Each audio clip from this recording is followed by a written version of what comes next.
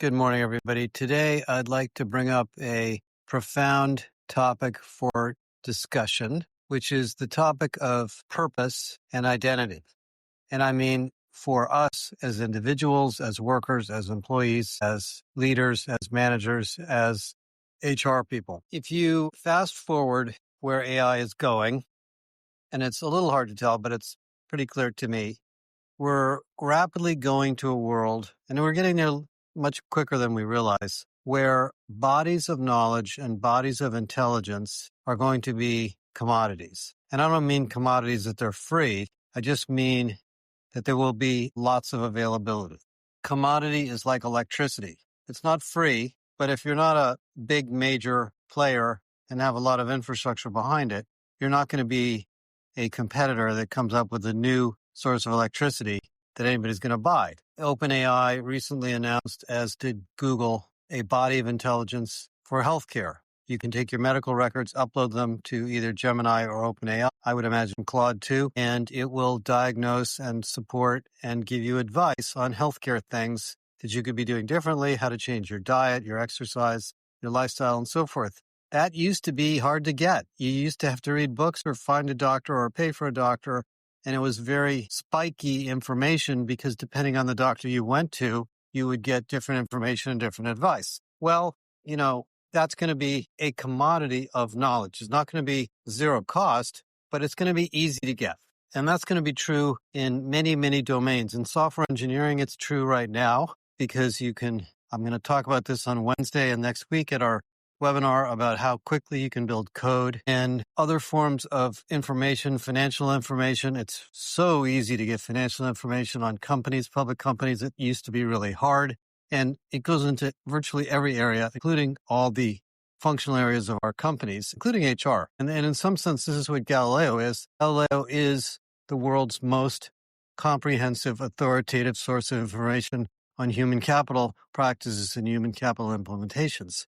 But given that, a lot of jobs are going to change. A lot of jobs are going to be disrupted. A lot of us are going to have new jobs, and things that we hold dear are going to be ripped away from us in a sense. I was listening to a podcast this morning, and one of the guys made a comment that the two most common names in the United States are Smith and Miller. And those names refer to the jobs that people had. And that's how important jobs are to our identity and sense of purpose. Most of us identify with the work that we do, the profession that we have.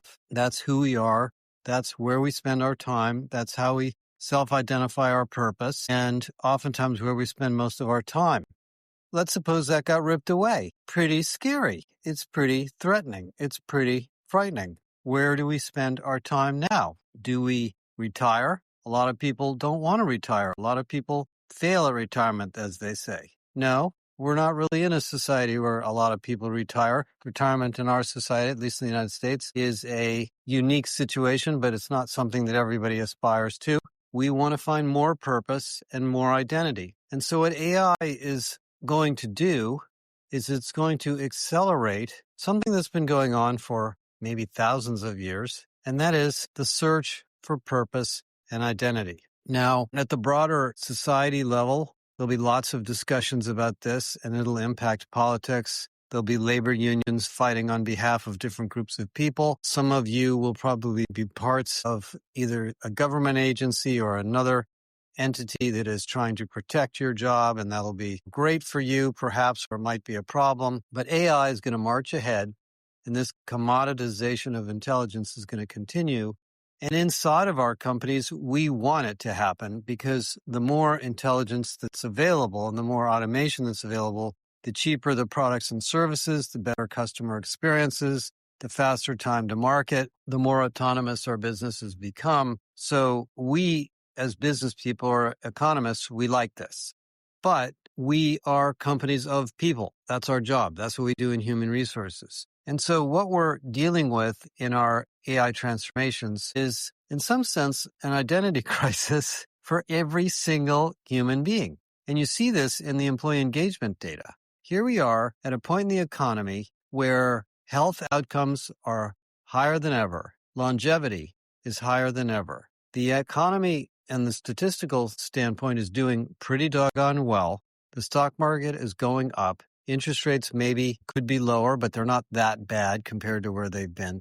But people are very unhappy. We have political anger and debate and giant arguments about our society and how it should be run, fighting going on in different cities, lots of concerns about political stability around the world, and I won't mention names, and a lot of angst. And you can blame your phones, and you can blame Facebook, and you can blame Twitter, and you can blame Elon Musk, or you can blame whoever you want to blame. But I think a lot of this does come down to angst, because if you look at history and you read Harari and others that have studied the long tail of history of the human race, most of us get our happiness from our friends, our families, our relationships, our opportunities to be outdoors, to experience beauty, nature, awe, and the world around us.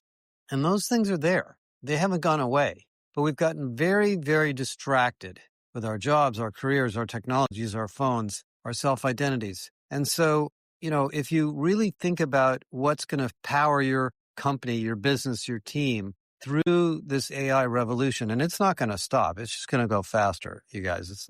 There's no slowing this down. It's going to be purpose and identity. Because if you give each person in your team, your company, your department, a sense of purpose and the opportunity to maintain their sense of identity, they will reinvent themselves. And I guarantee that this will happen. I have seen this over and over and over with people that have called me, with people that I've met, with people in my family, others, that it is not an issue of capabilities or learning agility or education or intelligence. We're all born with massive amounts of intelligence in our genetics. We're all born with hundreds of millions of years of intelligence in our bodies. It is where we apply it and how we apply it, and our ambition and our grit and our sense of self-confidence and our sense of safety that allow us to maintain our sense of purpose and identity as AI comes marching along. Now, the funny thing about AI in general, and maybe this is true of all automation over history, is it surprises you. I mean, I'm a somewhat technical person, and so I've seen lots of technology over the years, but I've been shocked many times by the things that AI is doing that I didn't think it was going to be capable of. Granted, it's not perfect, and it makes plenty of mistakes. And that's really one of the problems we're going to deal with this year. But given that aside, it is developing code, creating videos and graphics, analyzing information, talking to us, understanding our medical history, coaching us, developing us, giving us analysis, analyzing information. And it will be doing much, much more. I do believe that we will all have personal AI corpuses following us around, helping us with our lives, helping us with our jobs, helping us with our shopping and other activities. And there'll be all sorts of bad behavior along with that. So this shocking, surprising, rapidly changing technology is disruptive. And even those of you who are highly technical, particularly young people, by the way, if you're young, I remember vividly what it's like to be young. Most of us do.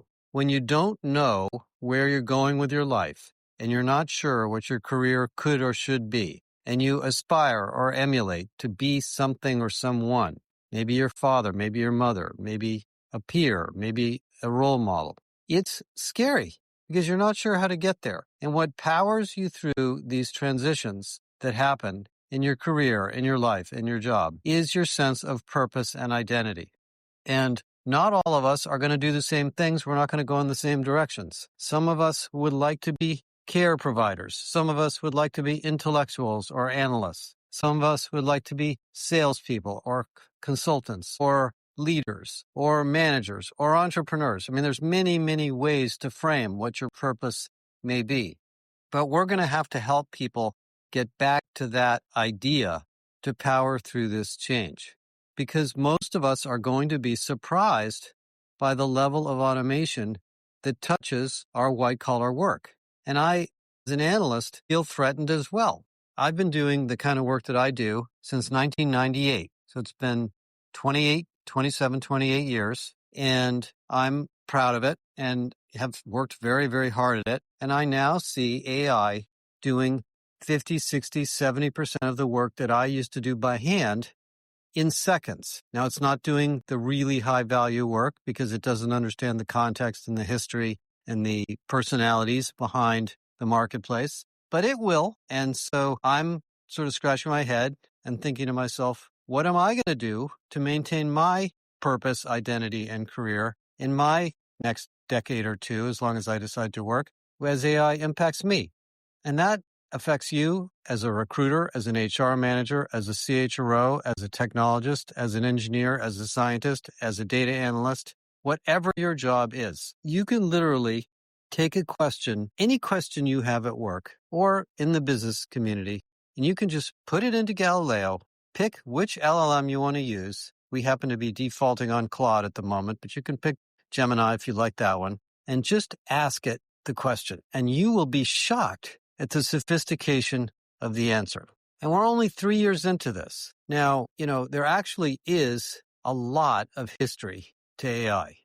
AI existed long before ChatGPT. The large AI data sources and databases and corpuses and models were around in the 1980s and the 1990s when I worked at IBM. I actually worked with the University of California at Berkeley at the time when they were building a lot of these things. There was no way to manifest them in conversation like we have today, but they existed. So this body of science, of technology that we're experiencing today didn't just start in 2022 in November. It's been going on for decades. So we are going to see, in my opinion, I think most people would agree, a rapid acceleration of this because it is now so easy to access. We couldn't talk to it. We couldn't chat with it. We couldn't type to it, but it was there. It was being used for lots of back office things like recommendations that we didn't necessarily pay attention to. So this issue of your purpose, your identity, your role, your mission is going to be central in your career. And I'm not a psychologist. I don't want to try to advise you on what to do, but I do think that for most of us, reminding ourselves as to why our company exists. What is the core business or value that we are creating in our company, in our department, in our team? And how do we go back to that value and continue to push ahead in that value creation exercise is going to give you the purpose and identity that you want. If you're a manager, you're going to have to be a super manager. Super managers, as we describe, are people who help others reinvent themselves and identify their identity and purpose as the world and the jobs change. You can't swap people out as automation comes in. It's not that simple. I would imagine that people that worked in manufacturing in the 1940s and 1950s when machines and robots started to enter manufacturing didn't just replace everybody with robot-ready employees. Everybody just learned about how the machines worked and used them, and then figured out how to fix them and tune them and readjust them and make them better. That's what's going to happen here. So this is not a problem of skills replacement or skills searching or looking for the people that know more about AI. That is going to be relatively ubiquitous in the workforce very, very soon. It sort of already is becoming that way, particularly amongst younger people. So I really think the interesting dimension to the year ahead is all of the enterprise technology stuff we talk about in the imperatives and getting back to this human capital issue of purpose and identity and mission. And you know how to talk about that. That's what we do in HR all the time. And I think it's worth bringing that up with your leaders and your executives too. Making money is not your purpose. Making money is the outcome of your purpose. So when we focus on that, the rest of our organization will power ahead. Okay, that's my thought for today. Have a great week, and I'll talk to you guys again soon. This is the week we launch the imperatives research to our clients. And next week, we will publicly launch the imperative research on January 21st. I hope to see you in the webinar. Talk to you soon.